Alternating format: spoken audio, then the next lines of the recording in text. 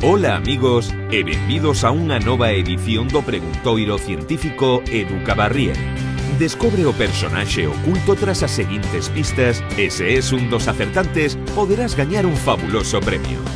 Tes que estar moi atento porque cada dato che axudará a encontrar o noso científico misterioso deste mes.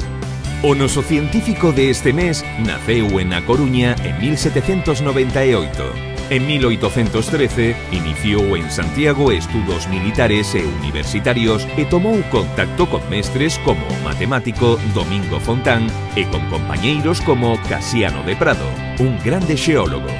En 1819, o noso personaxe oculto marchou para Madrid, onde completou os seus estudos e colaborou nunha publicación, a Crónica Científica e Literaria, onde deu a coñecer varias composicións poéticas. Xa o tes?